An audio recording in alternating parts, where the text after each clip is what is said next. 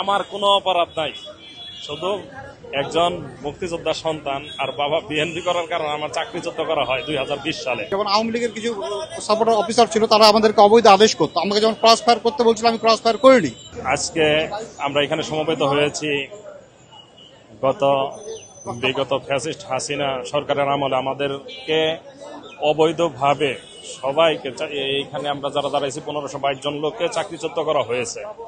এদেরকে বিভিন্ন কারণ দেখাইয়া আমাদেরকে ছোট ছোট অপরাধের কারণে ছোট ছোট দিয়া আমাদেরকে তাদের মূল উদ্দেশ্য হাসিল করার কারণে চাকরিচ্যুত করা হয়েছে। এখন আমার কথা বলতে গেলে ভাই, আমি একজন বীর মুক্তিযোদ্ধার সন্তান। আমার বাবা বিএনপি করার কারণে আমার বাবাকে মুক্তিযোদ্ধার গ্যাজেট থেকে নাম বাতিল করছিল।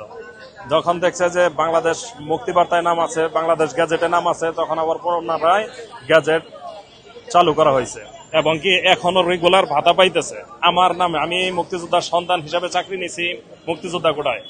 আমাকে ভুয়া মুক্তিযোদ্ধা কোটায় ভর্তি হওয়ার অপবাদে মামলা দেওয়া হয়েছিল। এখন যখন মুক্তিযোদ্ধা গ্যাজেট দেখা আদালত আমাকে বেকসুর খালাস দিছে, কিন্তু আমার কোনো অপরাধ নাই, শুধু একজন মুক্তিযোদ্ধার সন্তান আর বাবা বিএনপি করার কারণে আমার চাকরিচ্যুত করা হয় 2020 সালে।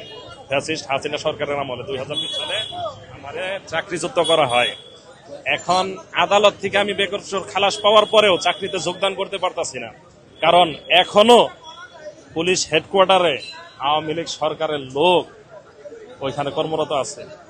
আমি যখন আমার রায়ের কপি নিয়ে যাই, তখন তারা আমাকে চাকরিতে বহাল করে নাই, অথচ আমার কোনো অপরাধ নাই। সরকারের কাছে শুধু আমার না, 1522 জন পুলিশের সমন্বয়ে আমরা আসছি এইখানে, যে আমাদের এইরকম অনেকের ফেসবুক কমেন্ট করেও চাকরি চলে গেছে। অনেকে বলছে যে হ্যাঁ, বিভিন্ন কারণে ভাই, এইগুলো ছোট ছোট কারণে অনেকের চাকরি চলে গেছে। আমরা এইখানে আজকে সমবেত হয়েছি যাতে সকলেই আমরা আমাদের সম্মানটা, আমরা চাকরিটা আমরা ফেরত পাই। আমার নাম মোহাম্মদ সারোয়ার জাহান, রাজ্য, আমার বাসা দিনাজপুর।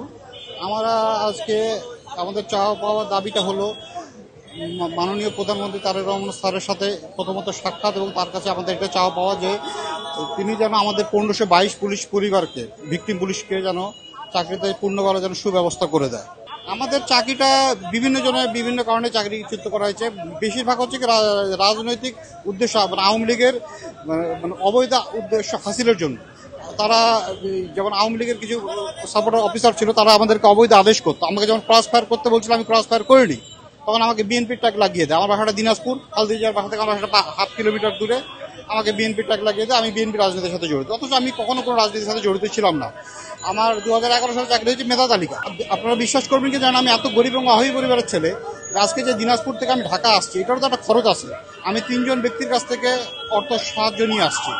এক, দিনাজপুরের জেলা সাংগঠনিক সম্পাদক বিএনপির আনিসুর রহমান বাদশা, দিনাজপুর প্রেস ক্লাবের সভাপতি স্বরূপ কুমার বাচ্চু বক্সি এবং মমিন মামা। এই 3টা লোক যদি আমাকে অর্থনৈতিকভাবে সাহায্য না করতে আমি আসতে পারতাম না। আমার বাবা কিছু গ্রামে আবাদি জমি আছে, ওইটা আবাদ করে আমার মা আর আমি চলতেছি। আমার বাবা মারা গেছে, আমার বোনের বিয়ে হয়ে গেছে, বাসায় শুধু আমার মা আর আমি। সরকারের কাছে আমাদের দাবি ও চাওয়া পাওয়া যে তিনি যেন আমাদের বিষয়টা দয়ার দৃষ্টি দেখে আমাদেরকে চাকরিতে যেন পূর্ণভাবে সুব্যবস্থা করে দেয়। এটা মাননীয় প্রধানমন্ত্রী তারেক রহমান স্যারের কাছে আমাদের আকুল আবেদন।